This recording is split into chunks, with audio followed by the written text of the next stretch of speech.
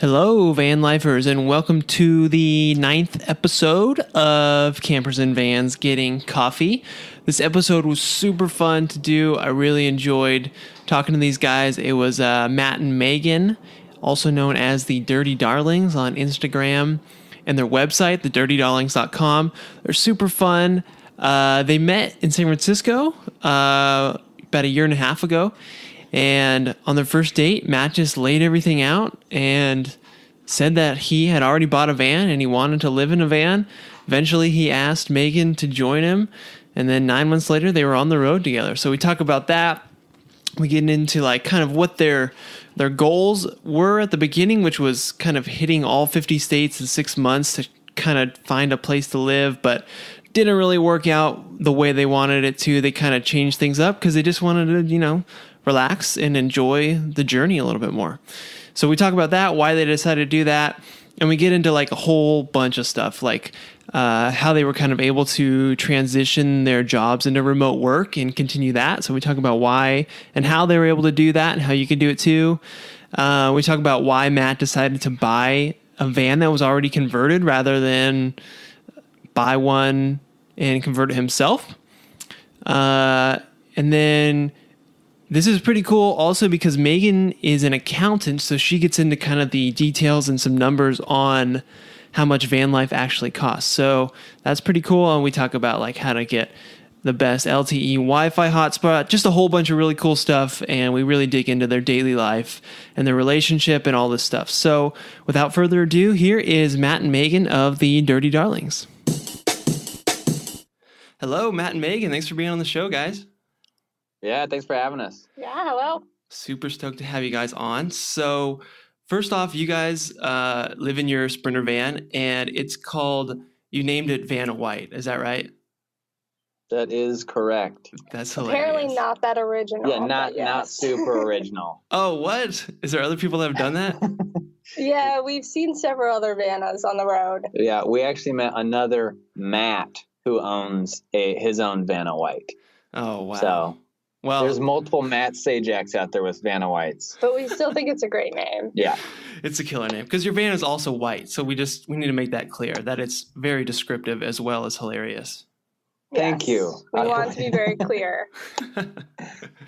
Cool. So I'm glad we got that out of the way and settled that you guys have a van called Vanna White. But why don't you guys just give us kind of a backstory on you guys and how you guys met and that sort of stuff. Sure. So we met both living in San Francisco. I had been there for about 8 years, and Matt had been there for maybe 3 or 4. He's 4 or 5. He's not very good with numbers, so every time he tells me the story, it changes. So we're not really sure. But that was in December of 2016. So just like over a year ago. We met on a dating app in the most San Francisco way possible. And Hinge to be specific. If we want to plug the dating app. Yeah. I think we bonded over how much we both hated the process of dating, especially in what had become this technological world in San Francisco of everyone was only dating on the internet now, and it was really hard to meet people in real life. Mm-hmm. But Matt told me about his dreams on date number 1 of moving into his van and traveling the country. Okay. And I thought he was a little crazy, but, I was willing to learn more, I would say. And it was definitely just something that continued to come up as we kind of started dating. And I thought he was just going to leave San Francisco and I'd never see him again at some point as he continued to talk about this thing that he wanted to do. And then eventually he clarified that he was actually hoping that I would come with him. Yeah, so I actually had the van before we met. And then I was talking about like my dreams of doing the whole van life thing. And at first, Megan, I didn't want to like you can't just ask somebody to move into your van on like date number 1. So I had we went through the whole dating process before I officially asked Megan if she wanted to move in my van. There were promises of loads of candy. Just kidding. It's as creepy as possible. Yeah, right. Just lay it all out on the first date. Yeah. The way that I like to explain it is I went full crazy and I just laid all my cards out, and Megan really didn't know which cards I was actually holding. I also had no idea that there was other people out in the world living in their van, that was an actual thing that was happening.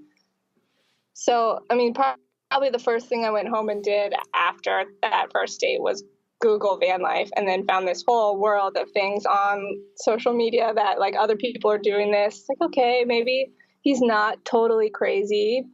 But when we met, I was also in a place where I was looking to leave, or not necessarily leave San Francisco, but I was looking for a change and exploring the idea of leaving San Francisco. I wanted to live somewhere else, kind of experience a different place.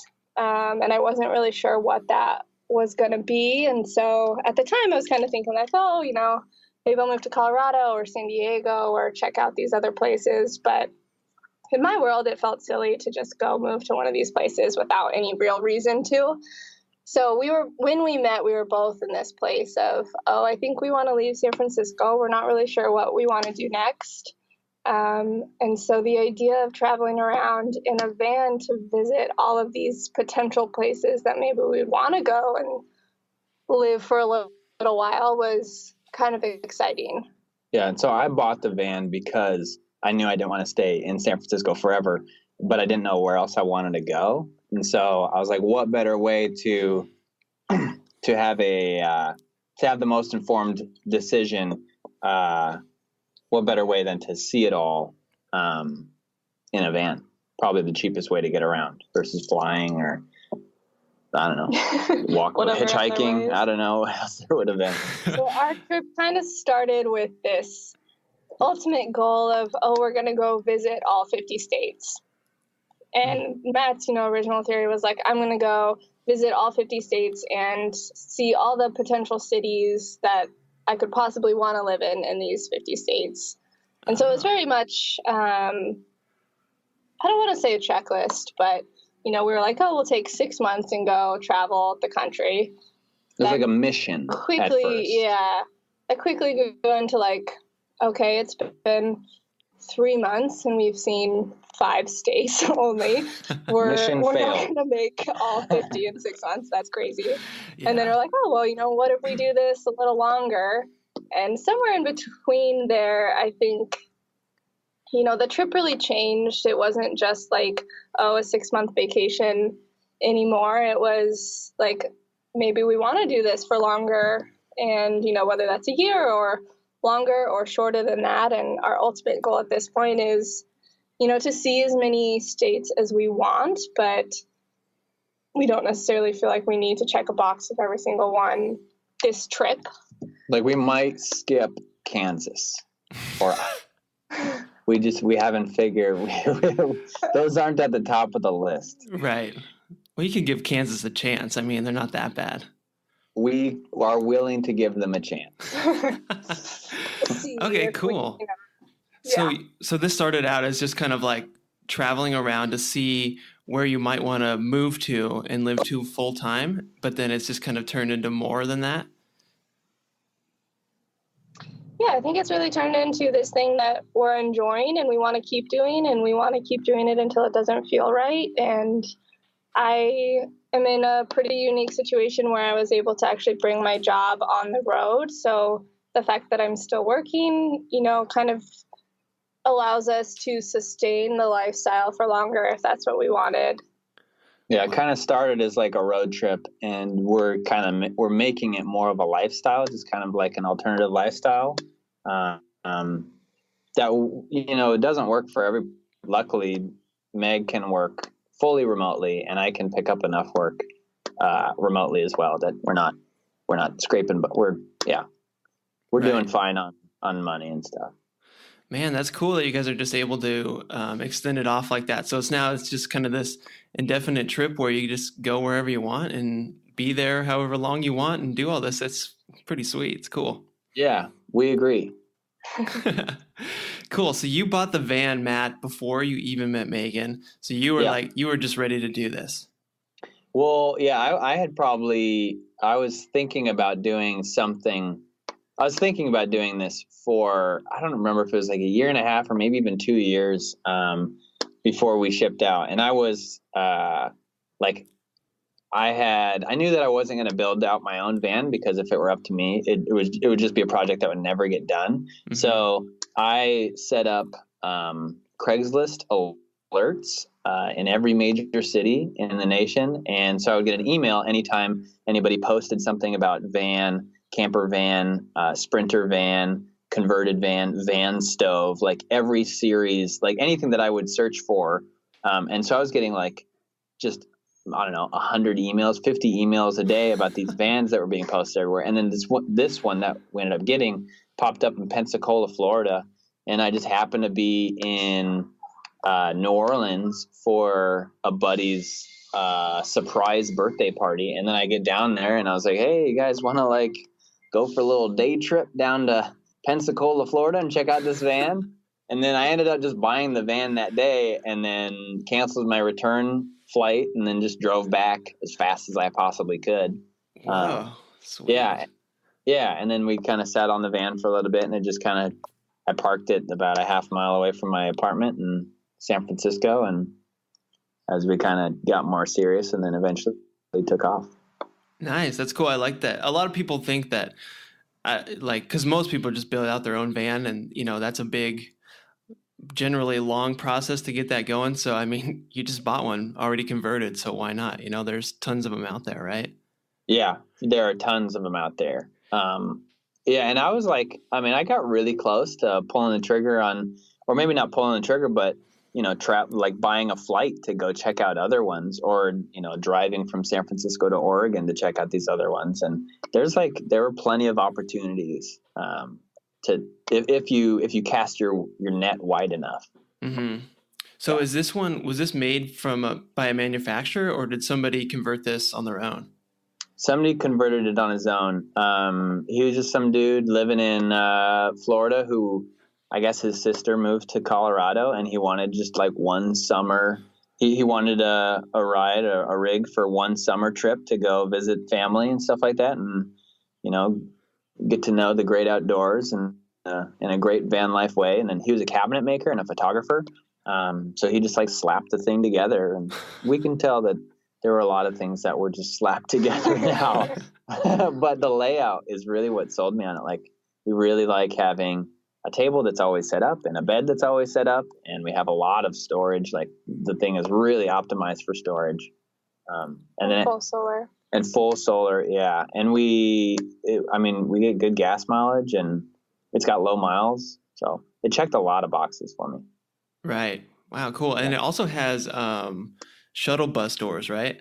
Oh yeah, she's infamous or famous. I'm not sure if infamous is dead. She's famous for her shuttle bus doors.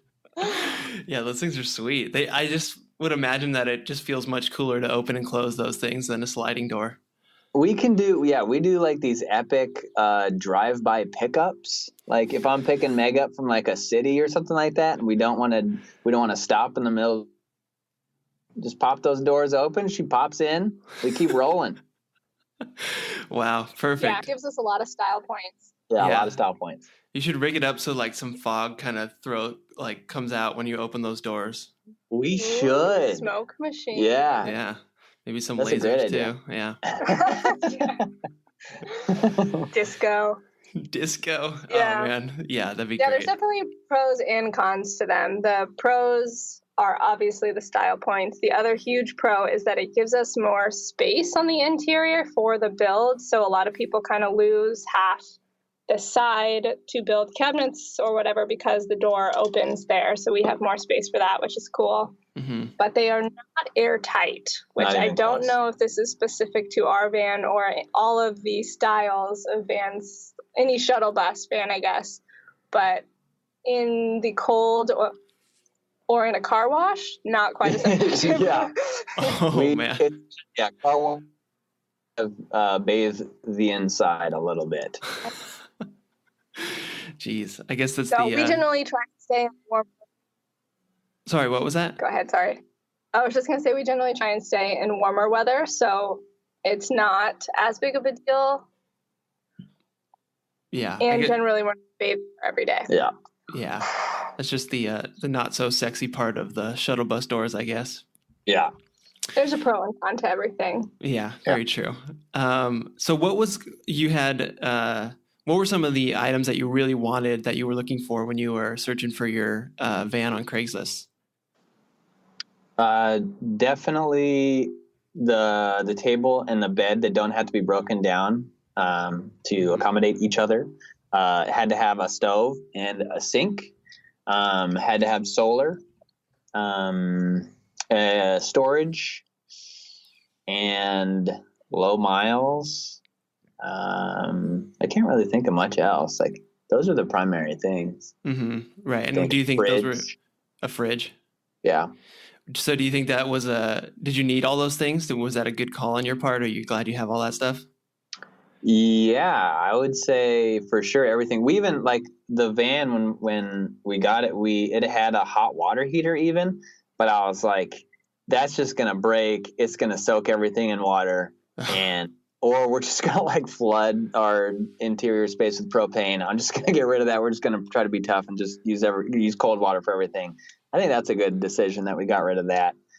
Even though we shower a lot less, perhaps what used to be normal for us. What used to be normal. That's good. Yeah. Yeah. So is there anything that you guys are wanting to change on the van or anything that you have modified on it? There's nothing significant that we modified. We definitely did a few small things before we left, like add shelves to the cabinets, and which it seems like a small thing, but it's like hugely important. Like, they were like, all the cupboards were just like empty spaces, like empty caverns that you could just like stack pots and pans in there and stuff like that. But but Megan's dad helped us big time build shelves in all the cupboards underneath our main kitchen counter area, and then also in her closet, which has allowed Megan to carry a lot more clothing, which is crucial to our trip. Right. I believe it is. Again, style points. Yeah. Exactly. There's nothing probably significant that we would change within this van if we were going to keep this van. If we were going to build a new van, there would be things that I'd do differently. I think a few of the biggest things being, I would love if our bed platform was a little higher so that we could store our bikes inside. So we actually store our bikes on the back of the van, on a bike rack, on a ladder, which we haven't had any big issues with, but it's a lot of wear and tear on the bikes and just like for security reasons. And we really like to stealth camp. So kind of like try and fly under the radar in cities and sleep on the streets. And we've never had a problem with the bikes kind of giving us away, but I think we would might be able to much easier do that if they weren't there. Mm-hmm. I would also, our bed is probably the size smaller full. Definitely. So it's pretty small. It's basically like a short twin bed. It's like our feet hang over the edge and we're forced in quotation mark because it's lovely to cuddle every night. It's very close quarters. And that's because we have cabinets along the whole side of our bed. And so I would probably give up that storage space to just have the bed be the full width of the back of the van. And I love the fact that we do have the permanent bed that doesn't need to be kind of moved up and down every day. But I would love for it to be a little bigger, just a little more space, especially when it's hot out. Oh, yeah, I bet. And then the final thing that I would probably change is, so we do have a toilet in the van, and the way that it's designed and set up just, I don't think is that efficient space-wise. Like, I would find a different way to design that portion of the van without it having its like own room that takes up a lot of space when it doesn't too. But I do enjoy having that. We only use it for emergencies, but it's been nice a couple different times. And we don't have a shower, which I'm not sure if we did it again, if I would have a shower or not. I think if we were living in it full time, I'd consider having some sort of shower setup. But if you're doing part-time, you definitely don't need one. We use Planet Fitness, and we also rigged up a hose that connects to our sink and goes outside, so we could shower from that outside, which we haven't really used much yet because it's been winter, but excited to test that out. Okay. Yeah, so we got one of those as seen on TV hoses that like it's tiny when it's dry, but then as it fills up with pressure, it's like 15 or 20 feet long or something like that. Totally amazing. And then it works. It actually works, huh? Yeah, totally. Yeah. As seen on TV. I mean, they show you on TV, so it's got to work. They wouldn't lie to us. No, they wouldn't. But even like a little 12-volt water pump connected to our tiny little sink, like we just had to get a hose adapter to connect to the sink. And it totally works great. Wow, that's perfect. That's a good idea, just to throw it off the sink rather than have a whole separate, faucet and like whole other things set up. That's a good idea. Absolutely. Yeah.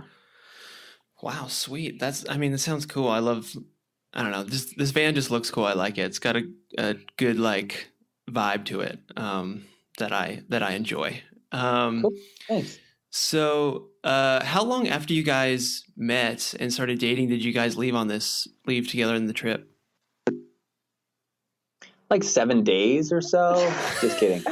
How long was it? It was about 9 months. A little less than 9 months from when we first met to the day we left on the trip. Okay, man, that's pretty good. That's pretty quick. Had you guys been living together before that, or were you totally apart? No, we had not been living together. I had never lived with a guy before. It was probably 4 months into dating where we kind of seriously started talking about doing this, and then once we kind of made the decision, then we took the next several months to basically finish planning and wrap up things in San Francisco, including like our jobs and figuring out logistics. It was definitely a little bit of a transition, I think, going from dating and seeing each other a couple times a week to moving into a very small space together. But I think that part was actually surprisingly easy. Okay, that's good to know. So it was kind of a smooth transition. You guys like each other, huh? Yeah, we do. I think we're from the very beginning, we just got along really easily together, and it was easy to be around each other. Like I never had any fear about living in a tiny little space with Megan, and any fears that I might have had would not have come true because it has been really easy. Mm-hmm. And at the very worst, we knew that if it wasn't going to work out, we would probably find out really quickly. Yeah, and this is kind of like a make it or break it test, like if something in our relationship is broken or doomed to fail, like we're going to figure it out by doing this. So yeah, really. In the most extreme circumstance possible. Yeah. Yeah. Just it magnifies every potential problem in a van. Yeah. Definitely. And it definitely kind of helps to, figure out very quickly how to work together and how to be intentional about spending time together. And we quickly learned that we spend a lot of time together, but we had to be more intentional about making it quality time. Yeah. Or making some of that time really quality time. Oh, like, and also, go ahead. Well, what do you mean by quality time? Just like not being on your phones and stuff like that, or what do you mean? No, more like just because we're 3 feet away from each other at all times doesn't really mean that you're present in the moment and with that other person. So it's like there's a big difference between the quality of time for us when we go out on a date and we're really intentional about like, hey, we're going to spend these 4 hours together, and sure, we're not going to be on our phones, or we're not just going to be talking about logistics or where we're going to eat tomorrow or sleep tonight. And we're going to, treat it like a date and talk about dreams or how pretty Megan looks or, how we're doing. Yeah, checking in. Okay, that's cool. It's really easy just to kind of go through the day and, talk about logistics, because there are a lot of logistics and decisions to be made, and just kind of go through the day together without really, I guess, having, quality conversation and checking in to see how we're both doing. Make sure we're still having fun. Yeah. Right. Yeah, I can imagine that's very important to do. That's a good tip for any couples living in a van, I'm sure. So let's talk about so you started off with this initial 50, or you want to do all 50 states, and then you just that kind of went to the wayside a little bit, maybe, where you just wanted to spend more time at the places you went. So I don't know, can you just share a little bit about your places that you've been to, or maybe your favorite places even, and kind of how you guys travel throughout the day and how you find campsites? And I know that's a lot, but I just want to get into this a little bit. Sure. So the seeing all 50 states has definitely taken a backseat to just prioritizing the enjoyment of our travel and kind of this as a lifestyle now. And like I said it jokingly, like we might just skip Kansas, but that's kind of like instead of checking the box and saying, oh yeah, we saw all 50 states, we even saw Kansas. We're trying to prioritize, like, where can we see friends and family? Where can we have unforgettable experiences and make these moments that are really going to make this trip worth it? And how can we do this in a sustainable way so that we're not just burning ourselves out trying to see all these 50 states and not enjoying any of them, which was part of what we were kind of doing in the first couple months. We were just hard charging different campsite every single night, trying to see and do it all. And then it kind of, it didn't burn us out, but it was getting us there. It was really exhausting, both physically and mentally too. Every time we'd enter a new state or a new place, I felt like we had to see everything there was to see there, just because I felt like that's why we were on the road, was to travel and see things. And that was incredibly exhausting. And it was also unnecessary. I kind of realized that we should really be focusing on seeing the things that we actually care about and the things we want to see. And I'd rather travel and stay in a place for a couple days and actually get to know that place or see what's available there, rather than just passing through so many different places so quickly. Mm-hmm. So if we approach a state, instead of trying to hit all four corners of it, we might just pick one or two spots that we'd be most excited about and stay there for 3 or 4 or 5 days. And we're also kind of trying to listen to our bodies and listen to our energy, and kind of say, if we need to recharge right now, then we're just going to hang out at this coffee shop that serves delicious coffee for 5 days. and we don't have to be doing the whole romantic van life Instagram thing and sleeping on beaches and stuff like that. We can just sleep on the sidewalk basically and recharge. Mm-hmm. Yeah, that's true. I definitely like that, where you can just kind of go at your leisure, and you're not for me, I went on this a couple years ago. I went on this big trip to Europe, and we backpacked all around and stuff. But then we were also lucky enough to get this 2-week cruise at the end of that was on this big cruise ship, and we got it for a good deal. But that specifically was we would come, and it's okay, you're in Rome, you have 8 hours for Rome, now go do it and see everything you can, and then run back. And I was man, it was literally, we saw the Leaning Tower of Pisa for 30 seconds, took our photos, and then had to run back to catch a train to get back to the ship. And I was man, this is not the way I want to travel. I want to be able to enjoy stuff and not just check things off a list and take the photo and leave, So I can definitely appreciate, where you guys are coming from with that. Yeah, we generally try not to just make the hot lap, as we call it now. Mm-hmm. Yeah. Although sometimes we still do. And that's if it's intentional, if it's okay, well, let's just check this off our list here. Let's Maybe a drive-by is all we need. A drive, yeah. Yeah. Yeah, it definitely depends on the place and where we're at. And it also, like, it's kind of weird to think that our lives also revolve around the seasons and, you know, where we are, because that does greatly affect our day-to-day more than if you were living in an apartment or a house or something like that. Yeah, that's a good point. Also on your website, you guys have you sort of have like a map of your favorite places. Is that right? Right? You have? Yes. Okay, that's cool. Yeah, we tried to tag some of our favorite places, both as far as like food or activities, or I'm trying to think what else is on there. There's a couple campsites that we really loved staying at, as far as some free, some paid. Mostly free. We hardly ever pay for camping or for sleeping or parking. Yeah. Nice. Cool. Well, just real quick for people listening, that's thedirtydarlings.com/maps if they want to check it out. I think it's cool with all those like recommendations. I love stuff like that. Cool. So that is sweet. Thanks. Yeah.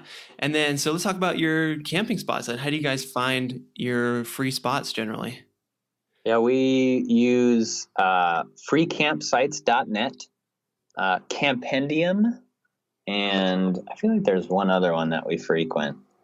iOverlander is another, and then I feel like we are missing another one.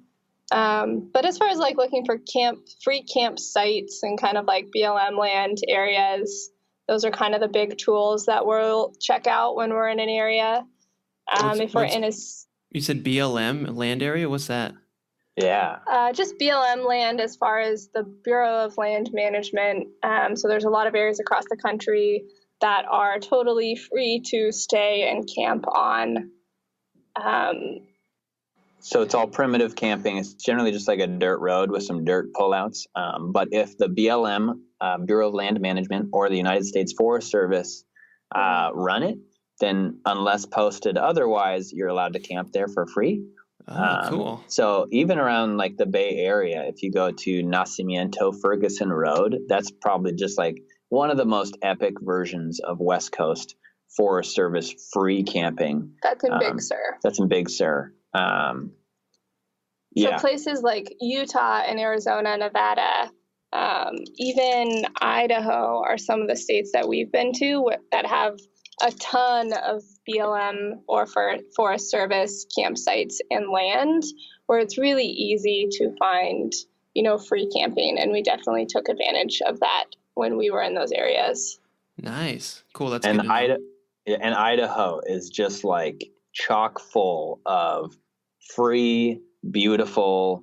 It's like you can't throw a stone without hitting another free, awesome campsite with like plenty of free firewood to harvest for yourself, like, primitive pits and stuff like that, really flat spots to park, like really cool.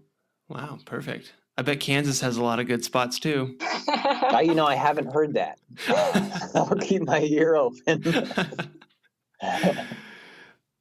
Cool. So let's talk about how you guys make a living and your jobs a little bit. So what is it specifically that each of you guys do? I work for the same company that I worked for living back in San Francisco, and it is a consulting firm, and we do, finance and operations for mostly startups and mostly companies in the Bay Area, but we have a lot of clients kind of across the country as well. And so really kind of helping small companies build out their finance and accounting processes as well as teams. So I'm able to do that all remotely. I worked a lot from home when I lived in San Francisco, as well as kind of going to client sites. So I was kind of lucky in the way that I was able to keep most of my same clients. So I still have, those connections and relationships with clients that I made in person originally, and now have a little bit of flexibility to, be 100% remote. So I scaled back to part-time, and that kind of means, I guess, anywhere between 10 and 30 hours in a week. It's varied a lot, just kind of depending on what's going on at the company. But really has been great for, remote work. Awesome. And then oh, go for it. I just had a question for Megan real quick. Did you have any issues with like converting over to basically full-time remote working, or was your company totally cool with that? They were a little hesitant, definitely, which is understandable. And, I pitched it to them and made it, worth their while as well as mine, that, they wouldn't be losing out on anything. And so it's a small company, and the two founders are incredibly, great people, as well as, supportive of all of their employees. So I appreciate that they were kind of very supportive of, my personal dreams of this thing I wanted to go do and make it work with me.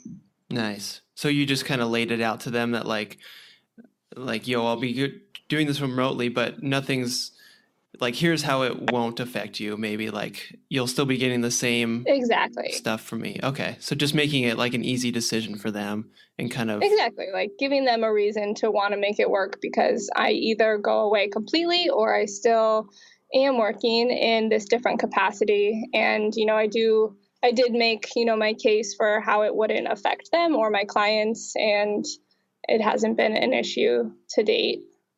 Cool. Well, that's awesome. Glad to hear that worked out. Okay, so go ahead, Matt. You could tell us what you do.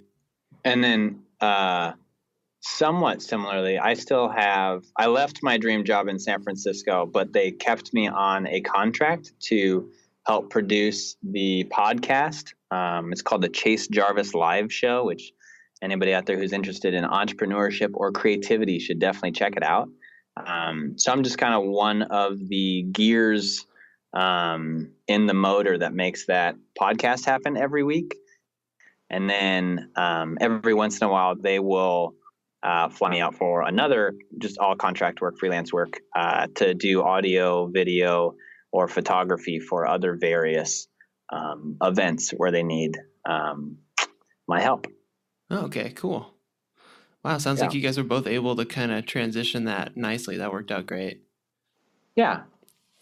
Cool. So can we get into like budgeting and kind of how much van life costs and stuff like that? If you guys have any numbers or info you want to share on that. Sure.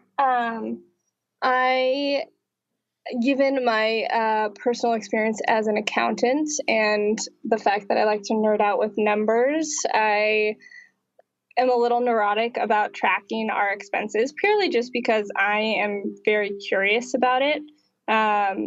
So based on our experience, I've tried to be pretty transparent, I guess, on our blog or social media, just to give people an idea of, how much we spend, which is not representative of the whole community, because it is very dependent on how you want to do this type of thing. Like, you can do it very cheaply or you can do it very luxuriously. And I think we do it somewhere in the middle. Mm-hmm. But we spend on average $2,700 a month for both of us. But that includes everything, like literally everything from our health insurance to our food to the miscellaneous supplies that we buy in a month to stock the van.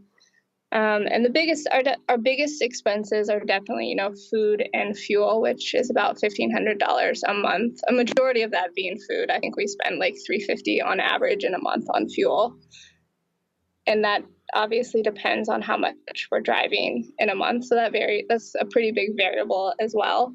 Mm-hmm. We've met people who, live in a van in the Bay Area, and, their van is parked 90% of the time, and they go to work and take their van out on adventures on the weekend, and did an extremely reasonably priced conversion at $12,000 total, including the van and their build out.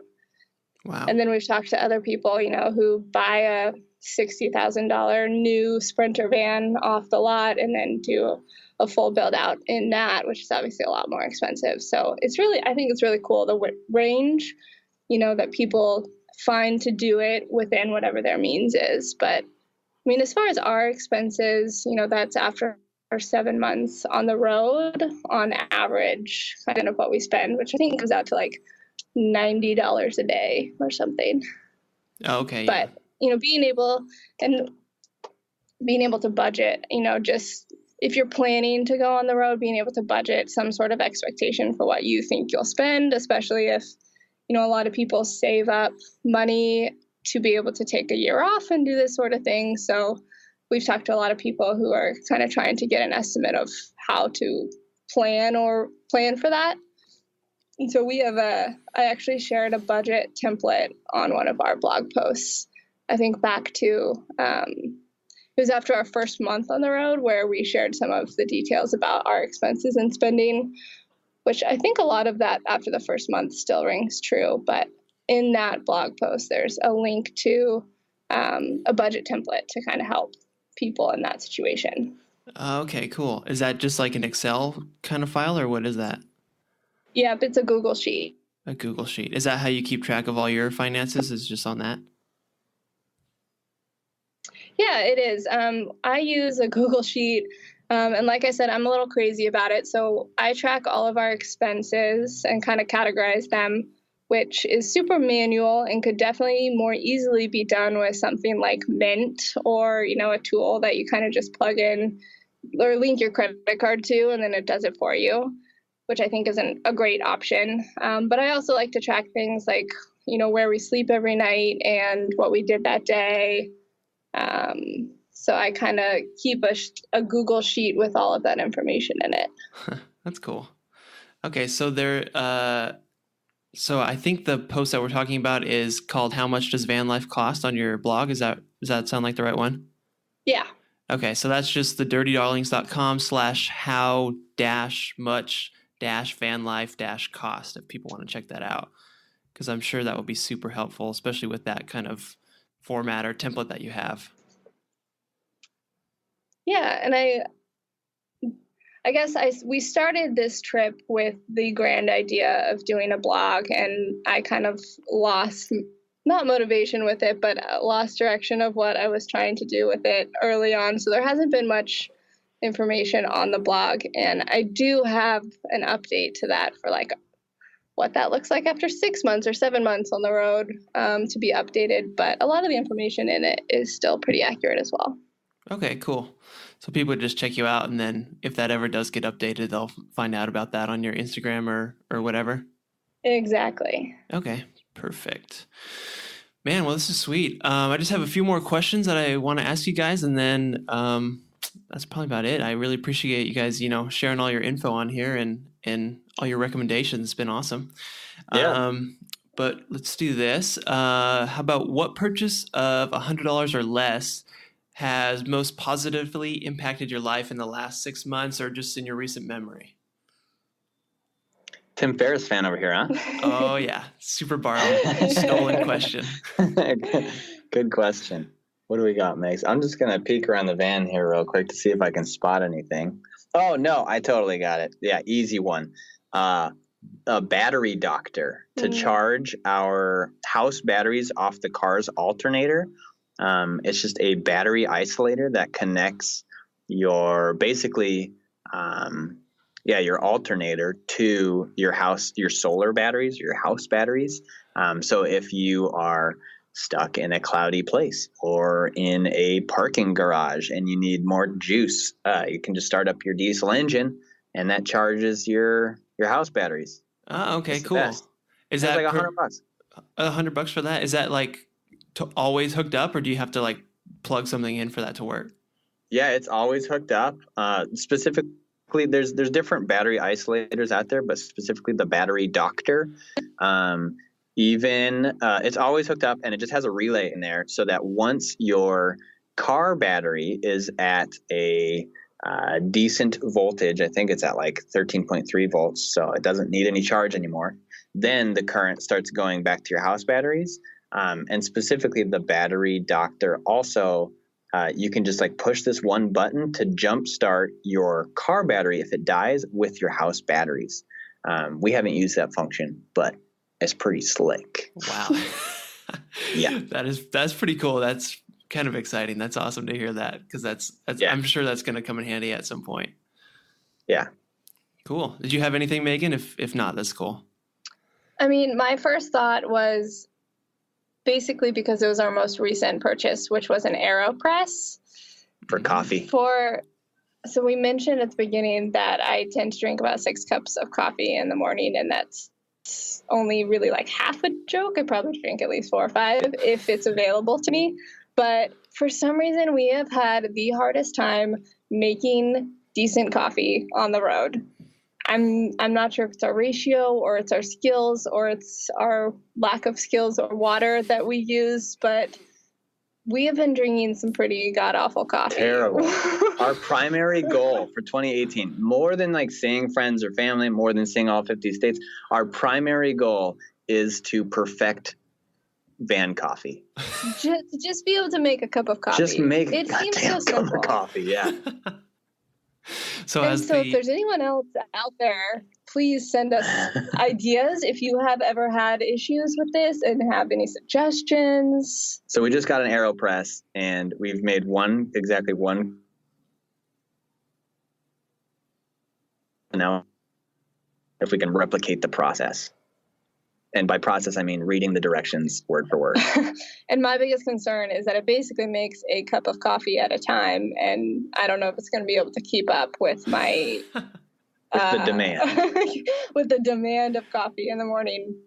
But I'm willing to try because the cup of coffee that we tested out with it was delicious.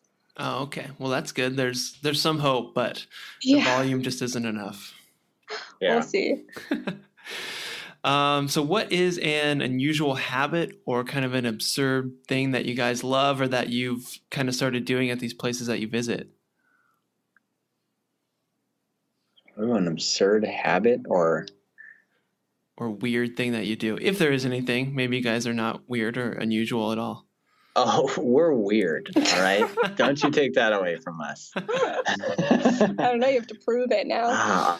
I don't know if there's something like we don't like plank everywhere we go or anything. Right. I don't know if I can think. Before we left, go ahead. Oh, I was just gonna say. So we got this little Sprint hotspot. Oh, that's something else that we should shout out. It's way more than $100. It's $600. But check out calyx.org, CALYX.org, for truly unlimited Wi-Fi hotspot or LTE hotspot on the road. But anyways, since we really struggled with finding good internet out in the boondocks for a long time, for 3 months, I guess it felt like a long time, and we finally found this thing. So everywhere we go now, like I do a speed test. I probably have logged like 4,000 speed tests, mostly just out of curiosity now. So I think that's my answer. So what kind of speeds are we hitting? What's the average? So I don't understand. Like, will somebody please reach out who sell or something like that? Because sometimes we'll have 4 bars of LTE and we'll still only get like 0.02 download speeds. Like all in the panhandle of Florida, for whatever reason, it was like, oh, we have great service and it's unusable. Yeah. But then other places we've had like 70 or 80 meg download speeds with this hotspot, and it's like, yeah, you could do anything with this. Cool. Wait, so what was the name of the website again? Calyx. It's CALYX. They have a super cool story. It's a nonprofit.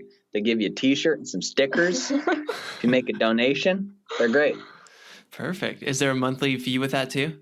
No, it's a yearly fee of $600, and that is truly unlimited LTE hotspotting with the device and everything included that you need for 1 year. Wow, that's dope. That's cool. Yeah. So when we started on our trip, we both have Verizon unlimited data plans, and we thought we would be fine using those on the road, just being able to hotspot off our phones or just having the data on our phone. But we kind of quickly found out that, unlimited isn't actually unlimited. It's a marketing term. With Verizon, and it depends on your plan and kind of at what point you got grandfathered in, but you either have like 10 or 20 gigabytes of data in reality. So I think around the holidays we started looking for an alternative, and that's kind of when Matt found Calyx, which I think he found it on a Reddit forum of some sort. Definitely found it on Reddit. Nice. Yeah. Cool. I'm going to check that out. Yeah. So what sucks about van life? Like, what's the biggest downside? I think something that we struggle with the most, which is not necessarily about van life itself, but it's kind of about maybe taking off work or changing work, is kind of feeling like you have a purpose, feeling like you have, like, we miss out, or I feel like I really miss routine a lot. Like, I'm good at being a creature of habit, and I'm good at being an employee, I think. And it's kind of harder to, it's harder to find your own rhythm, and purpose and stuff when you're on the road. And you really don't need to work, and there's not like a real drive to, I don't know, push yourself career wise, I guess. 'Cause it feels like a vacation a lot of time out here. Yeah. Did I say that right? Did I explain that? I mean, I think when we set out on the road, we weren't sure if we were setting out on a vacation or just going to do our thing, like living life on the road. And so I think we were really, I guess, confused for the first couple months of what we were trying to do. I wanted it to be a vacation. Megan wanted it to be real life. I was like, no, I want this to be like, why can't we just make this our real life? It doesn't need to be vacation. And I was like, I don't want to do dishes or cook or clean up after myself. I don't want to. And so I think we landed somewhere in the middle, which, I think it's a constant reminder that the struggle is totally worth it. Like, if you put a little extra effort into finding a good camp spot, or if you make sure you do your dishes before you go to sleep every night, you're not going to regret it in the morning. And, there's things that are harder because you get all of these other awesome things in return, like being able to, wake up in a different spot and have kind of this unlimited options of your backyard is incredible. But there's also a lot of logistics that goes into that you don't really think about. Like, I think we underestimated the amount of logistics that just goes into daily life once you don't have a home base anymore. Like, just simple things like where we're going to eat and where we're going to sleep, every day is different. And so, that's part of the reason why we kind of enjoy being able to hang out in one spot for, 3 to 5 days, because we kind of have one stationary item and don't have to worry about kind of all those logistics every day. Yeah, but totally. I think those things just get underestimated. Yeah, and all those logistics take a lot of time, and brain power, especially compounded day after day after day after day. But you don't really get any satisfaction, or there's no first place trophy feeling for like finding somewhere to sleep or finding somewhere to eat. It's like you're just satisfying a basic human need. There's no slap on the back for that. So it's not like, there's no like, we have a place to sleep tonight. It doesn't feel good. It just feels like, well, that's what was supposed to happen. Right. Yeah. It's just something that you have to do, like kind of a checklist thing for that. Again, there's no like huzzah for that. So, yeah. So have you Matt, you talked about like having a routine. Have you been able to kind of like structure out sort of any routine on the road at all? Or is that pretty tough to do, being in different places every day and stuff? Yeah, there's certain things that I let slip for a while, but I'm kind of getting back on track. And it like I have my morning routine of like immediately after popping out of bed, I just get down and do my push-ups, and I think that sets my day on the right track. And then I always take a photo of where we slept last night, just kind of for a mental log, and for maybe a future art project or something like that. But then like, besides oftentimes after that, it's the Wild West. It just depends on where we are. Yeah. Anything could happen.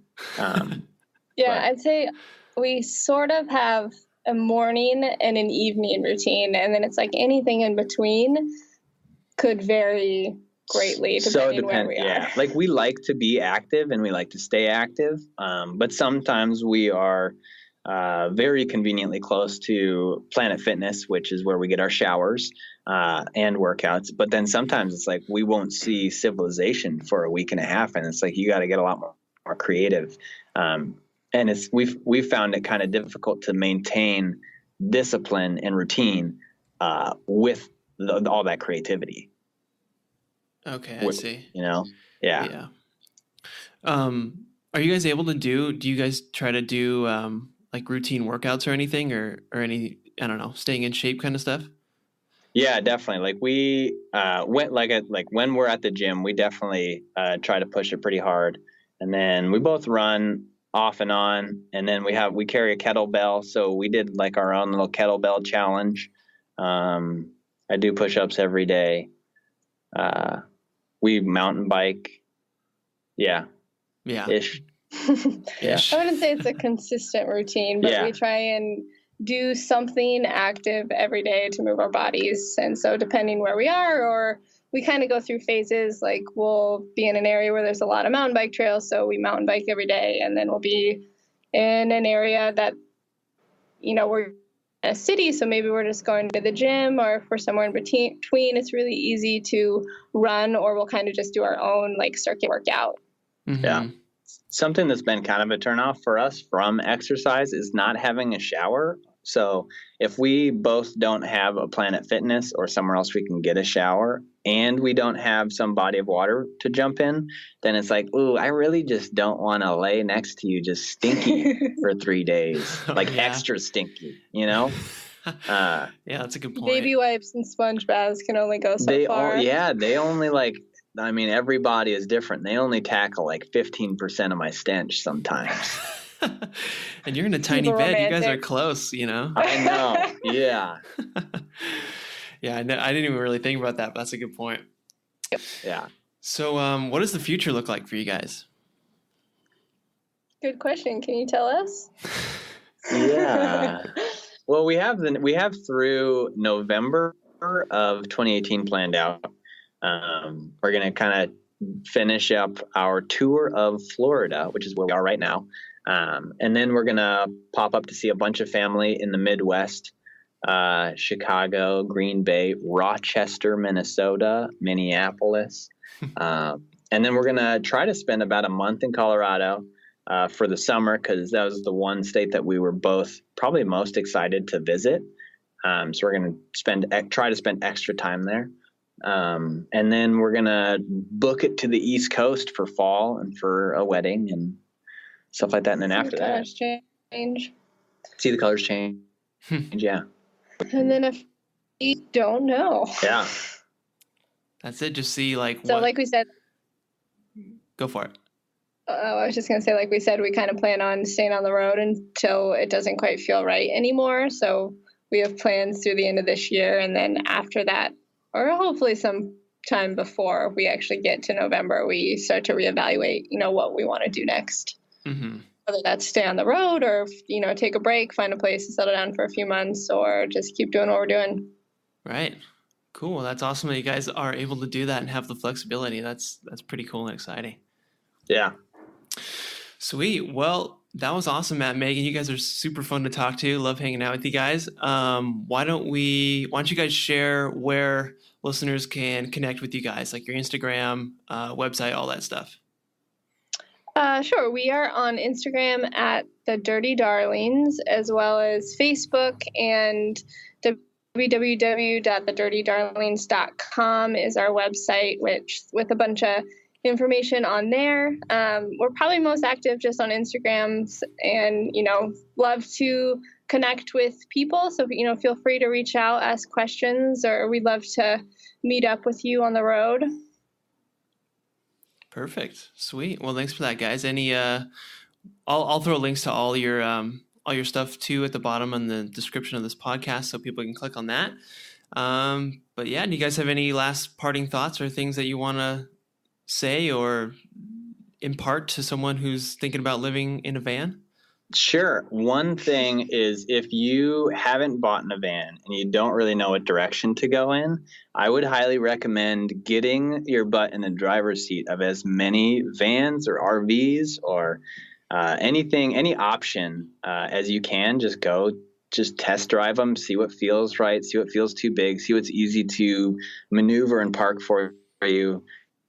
See how it really feels. Rely on the internet and on pictures too much, because wide angle lenses are just a magical thing that could bite you in the ass about $30,000 later. Yeah, that's a good point. Actually feel it and drive it, see what you're comfortable with and can maneuver around, because if you can't drive that thing, it's going to be tough to move. Yeah. Yeah, and definitely understand like what you want to do as far as like where you want to stay, because that definitely is the key factor in what size vehicle you get. Like if you want something where you can easily move around cities and fit in a parking spot versus, mostly staying in RV parks or campsites makes a huge difference. Mm-hmm. Are you guys able to get into just regular parking spots with your van, or is it a bit too big? We can back in almost anywhere, but some with our bikes on the back, some like angle in parking spots are too short. Oh, okay. For us, but we can almost always find parking, and we're pretty good about pulling out the old shoebaroos and walking a couple extra blocks if we need to. Yeah, and I would probably say my ideal van would be slightly shorter wheelbase than what we have. Like it's great to have how much space we have, especially since we're in here full-time living, but I think we could probably do the same thing in a little bit smaller space and then have a little bit more ease of getting around, which Matt obviously does not have a problem driving Vanna and is our main chauffeur, but I don't feel super comfortable driving Vanna around cities and parking or like tight streets and parking parallel and stuff's a little harder for me. Mm-hmm. Yeah, I can imagine. Cool. Well, I mean, that's awesome. This episode was great. It's super fun talking to you guys. So thanks again, Matt and Megan, for being on the show. Yeah, thanks so much for having us. Yeah, it's been fun. All right. Bye, guys. See ya. Bye. Hey, guys. This is Travis again. Just wanted to touch on a few things. Episode's over, so you can just turn this off and shut it off now. But had a couple things I wanted to share with you. If you want to listen, if you want to connect with me. Sorry, you might be able to hear my puppy Murphy in the background squeaking on her toy. But just want to share how you guys could connect with us at Campers and Vans Getting Coffee. If you would like, we're on Instagram at Campers and Vans Getting Coffee. We have a website called campersandvansgettingcoffee.com. We're on Facebook at Campers and Vans Getting Coffee, and we're even on Twitter at Campers and Vans Not Getting Coffee. So Twitter is just at Campers and Vans. So if you use Twitter, I'm not really big into Twitter, but you can connect with us there if you want to. That is about it. I just want to say that I appreciate you for listening and appreciate you being here listening to the end if you are listening to this. And I would really appreciate and love, and it really helps us out if you can leave a review for this podcast. So on Apple Podcasts or wherever you're listening to this on, if you could just drop a rating and a quick review. Doesn't even have to be good. You could just be honest, but any sort of rating review really helps. Super appreciate that. And give me any tips, any thoughts, stuff you think we can improve on, or what you like, or questions that you'd like me to ask, or anything like that, or guests that you'd like to have on the show, anything like that. And you could also send me an email if you want to hello@campersandvansgettingcoffee.com. We have an email address, so you can send it there. So thanks again. Thank you for being here and being a part of this. Super appreciate you. And that's it. Have a good one. Bye.